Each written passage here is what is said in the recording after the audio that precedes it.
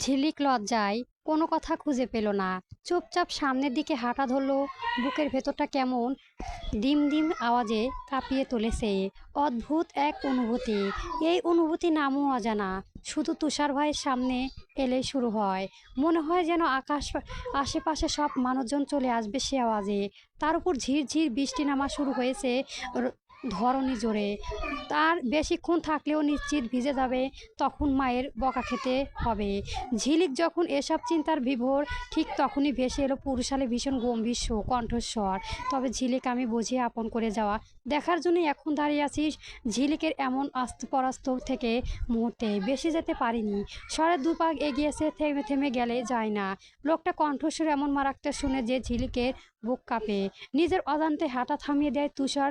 Bike start দিয়ে খুব ধীরে গতিতে মেয়ের পেছনে পেছনে এসে পাশে থামলো। পাশে ফিরে তাকায় মেয়েটার মুখ চেঁচামেচি। ঝিলিক চোখ নামিয়ে নিল আগেতেই। তুষার ভাইয়ের দিকে তাকিয়ে কথা বলতে এমন লাগলো না। এখন কেন এমন হয়? হাঁসফাঁস করে বলল, কেন দাঁড়িয়ে আছো আপনি? তুষারের সোজা সাপটা উত্তর এলো, অবশ্যই আপনাকে দেখতে। ঝিলিকের বুকের ভেতর ঢুকে গেল অমন লোভনীয় কথা।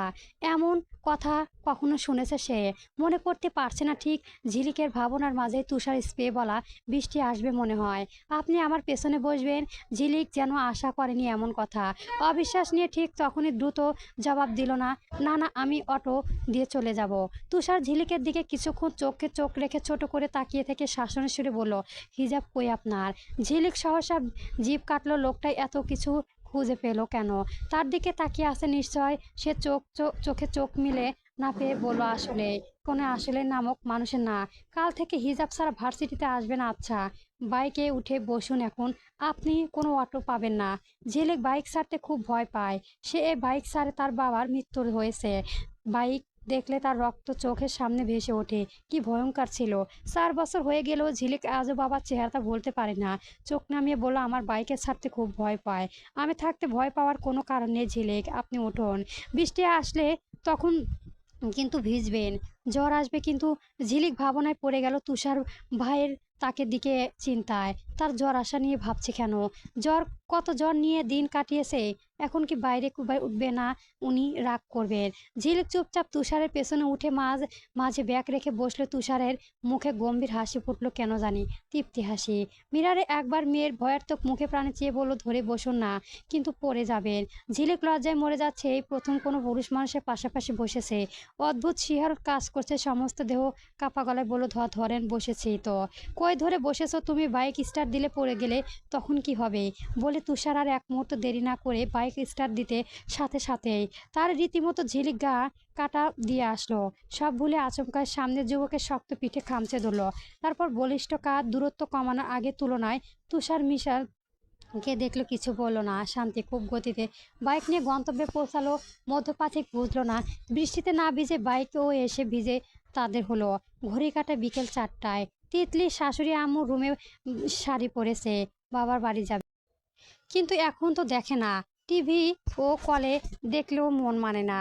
ফরেন বেগম পুত্রবধূকে শাড়ি পরিয়ে গলায় হাতে কানে স্বর্ণের গহনা পরিয়ে দিয়েছে। চোখ জুড়ে বলেন, মাশাল্লাহ, খুব সুন্দর লাগছে তোমায় মা।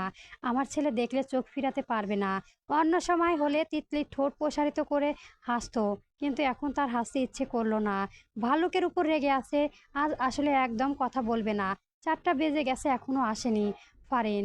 বেগম আবার বলেন, ফারাজ যদি তোমাকে কখনো ধমক দেয় সোজা আমার কাছে এসে বলবে ছেলেটা একদম দাদার মতোই হয়েছে। তোমার দাদা শাশুড়ি এমন ছিলেন। তিতলি এবার একটু হাসলো, বলল, আচ্ছা আম্মু। ফারিন বেগম পুত্রবধূকে একটানা হাসি মুখে বলেন, তুমি আসার পর থেকে খানবাড়িটা যেন প্রাণ ফিরে পেয়েছে। আগে একা মন হতো, সকাল কাটে না, সকাল কাটলে দুপুর কাটে না। আমি জানি তোমার মা বাবার জন্য কাঁদছো, মন খারাপ করো না। দেখবে ফারাজ ঠিক তোমায় নিয়ে যাবে, প্রথম রাগ দেখাবে, কিন্তু তোমার জেদের কাছে আমার ছেলে হার মানাবে। বলে ফারিন বেগম বেরিয়ে গেল রুম থেকে। নাসিমা বেগম সেখানেই দাঁড়িয়েছিল। কয়েকদিন যা বুঝলে মেয়েটার বোকাশোকা, যা বলে বিশ্বাস করে নেয়। বোনকে চলে যেতে দেখে মুখ বাঁকিয়ে বাঁকিয়ে আস্তে করে বলেন, ফারাজকে নিয়ে স্বপ্ন দেখা বাদ দাও। ফারাজ আমাকে নিয়ে মুখ বলেছে তোমাকে ডিভোর্স দিয়ে আমার মেয়ে নীলাকে বিয়ে করবে। এবার বাড়ি এবার বাবার বাড়ি গিয়ে আর না আসলেই তোমারই মঙ্গল, সাবধানে থাকো। তিতলি নিজের কানকে বিশ্বাস করতে পারছে না। হাসি মুখে মুখমণ্ডল মুহূর্তে আধারে পরিণত হয়েছে। ঠোঁটে হাসিটুকু হারিয়ে ফেলেছে। বুকটা ধুক করে উঠেছে ক্ষণে ক্ষণে। চোখ দুটো পানিতে ভিজে উঠেছে। গলা ধরে এলো মিথ্যা বলছি না আর। ফারাজ তো আমাকে দেখতে পারে না, এটা তো তুমিও জানো। মিথ্যা বলার কি আছে? তিতলি আর দাঁড়াতে পারলো না। কাঁদতে কাঁদতে রুমে গিয়ে দৌড়ে দিল। ফারাজ খান কলেজ থেকে এসেছে। কলেজে আর একটু বেশি কাজ ছিল।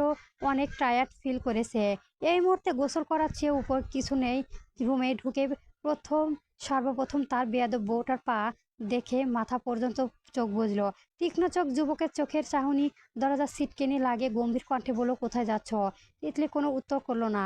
ফারাজের দিকে ঘুরে তাকালো না পর্যন্ত। ভাবখানা এমন সোজা ফারাজের কথা শোনেনি। কিছুক্ষণ পর বুক কাঁপিয়ে নাক টানছে। সপ্তদশীয় পড়লায় মুখখানা এমন যেন ছুঁড়ে দিলেই কেঁদে দেবে। খালা শাশুড়ির কথাগুলো শোনার পর থেকে কেঁদে কেটে বসিয়ে ফেলেছে।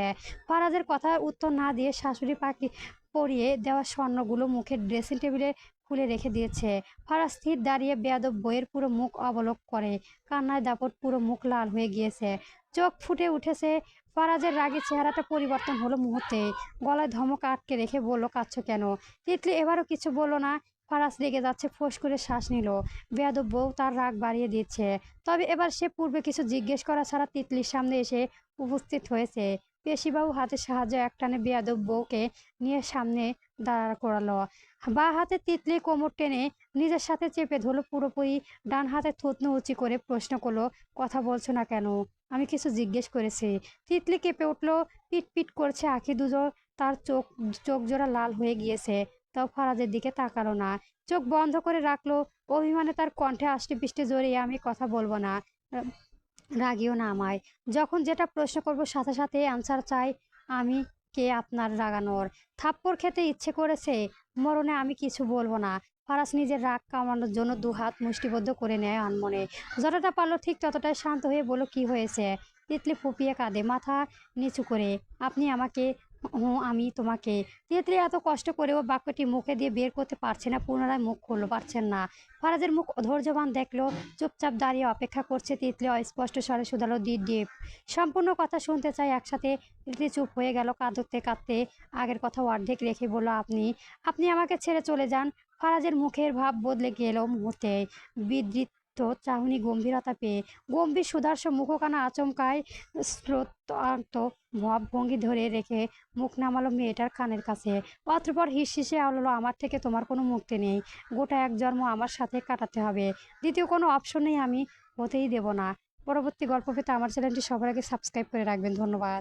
গল্পর আগে অনুরাগে চলবে।